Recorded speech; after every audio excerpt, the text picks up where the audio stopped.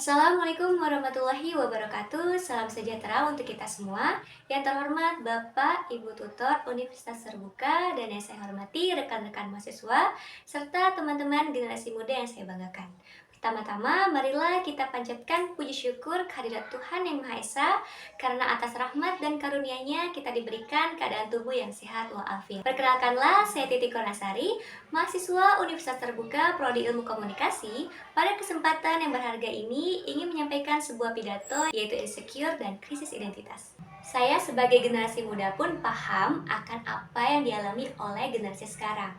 Maka dari itu, pertama-tama yang bisa kita lakukan adalah kita harus mengerti terlebih dahulu apa yang dimaksud dengan insecure dan krisis identitas. Teman-temanku semua, insecure adalah perasaan yang tidak aman, tidak percaya diri, dan selalu merasa kurang dalam berbagai aspek kehidupan. Sementara krisis identitas adalah kondisi ketika seseorang mengalami kebingungan tentang siapa dirinya, apa nilai-nilai yang mereka pegang, dan ke arah mana hidup mereka akan berjalan. Menurut penelitian yang dilakukan oleh Royal Society for Public Health di Inggris, media sosial memiliki dampak negatif yang paling besar terhadap kesehatan mental generasi muda, terutama dalam hal body image, kecemasan, dan depresi. Di Indonesia sendiri, data dari Ikatan Psikolog Klinis Indonesia menunjukkan bahwa kasus gangguan kecemasan dan juga depresi pada remaja mengalami peningkatan signifikan dalam 5 tahun terakhir. Teman-temanku semuanya, lalu apakah sebenarnya yang menyebabkan fenomena ini? Yang pertama, pengaruh media sosial. Pengaruh media sosial dan budaya dalam perbandingan sosial telah menciptakan sebuah penggunaan virtual di mana setiap orang menampilkan versi terbaik dari kehidupan mereka. Sebagai contoh, kita melihat foto-foto liburan mewah, prestasi akademik, tubuh yang sempurna, dan kehidupan yang tampak bahagia tanpa masalah.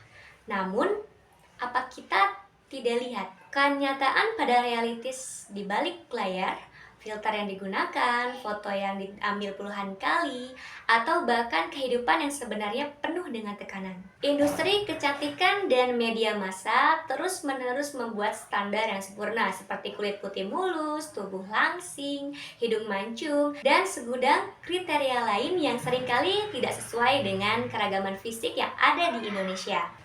Bukan hanya dari segi fisik, terdapat juga dalam segi kesuksesan. Standar-standar ini membuat banyak generasi muda merasa gagal sebelum mereka mencoba.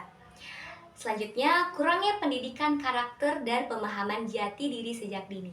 Sistem pendidikan kita masih sangat fokus pada aspek akademik dan kurang memberikan ruang untuk pengembangan karakter, eksplorasi diri, dan juga kurangnya pemahaman akan nilai-nilai personal. Akibatnya, banyak generasi muda yang tidak memiliki fondasi yang kuat tentang siapa mereka sebenarnya, sehingga mudah terpengaruh oleh opini dan ekspektasi orang lain. Selanjutnya, minimnya dukungan sosial dan komunikasi yang berkualitas. Di tengah kemajuan teknologi, kita justru mengalami krisis komunikasi yang mendalam. Ketika generasi muda menghadapi masalah identitas dan insecurity, mereka sering merasa sendiri karena tidak memiliki ruang aman untuk berbicara dan didengarkan. Generasi muda mengalami insecure kronis yang sangat rentan terhadap gangguan kecemasan, depresi, eating disorder, dan bahkan pemikiran untuk menyakiti diri sendiri.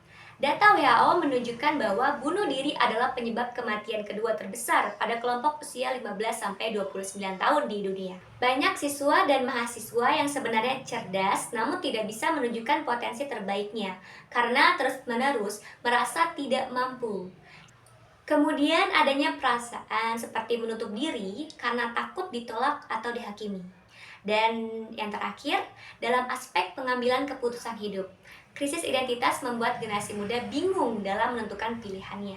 Dengan video yang saya buat ini, saya tidak hanya menyampaikan masalah tanpa solusi. Ada harapan dan kita semua bisa menjadi bagian dari solusi. Bijaklah dalam menggunakan media sosial, batasi waktu bermedia sosial.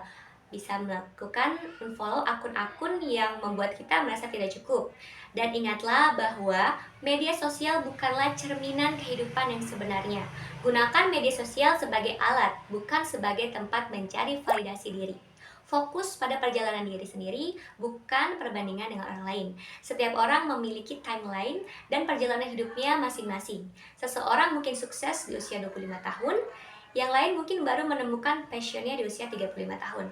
Tidak ada yang salah dengan hal itu. Yang terpenting adalah kita terus berkembang menjadi versi terbaik dari diri kita sendiri. Terima bahwa tidak ada manusia yang sempurna, termasuk diri kita sendiri. Kekurangan kita adalah bagian dari keunikan kita. Bangun sistem dukungan sosial yang kuat. Carilah teman-teman, keluarga, ataupun mentor yang bisa menjadi tempat kita berbagi pendapat dan juga dukungan positif. Jangan ragu untuk mencari bantuan profesional seperti psikolog ataupun konselor jika diperlukan. Ketika kita mahir dalam sesuatu dan melakukan hal yang kita cintai, kepercayaan diri akan tumbuh dengan sendirinya. Sudah saatnya kita membangun identitas yang kuat, yang berakar pada nilai-nilai dan pemahaman diri yang mendalam. Ingatlah, kita tidak perlu menjadi sempurna untuk menjadi berharga. Mari kita saling mendukung dalam perjalanan menemukan jati diri kita. Jangan jadikan sesama kita sebagai kompetisi, tetapi sebagai kawan seperjuangan. Teman-temanku sekalian dan juga Bapak Ibu tutor yang saya hormati, saya ingin menutup pidato ini dengan sebuah kalimat. Jadilah diri sendiri karena semua orang lain sudah ada yang menjadi mereka. Anda adalah unik, Anda adalah berharga, Anda adalah cukup apa adanya. Mari kita bersama-sama membangun generasi muda Indonesia yang tidak hanya cerdas dan terampil, tetapi juga percaya diri, mengenal jati diri, dan bahagia dengan perjalanan hidupnya sendiri. Demikian pidato yang saya sampaikan. Mohon maaf apabila ada kata-kata yang kurang berkenan. Semoga apa yang saya sampaikan hari ini dapat memberikan manfaat dan inspirasi bagi kita semua. Wassalamualaikum warahmatullahi wabarakatuh.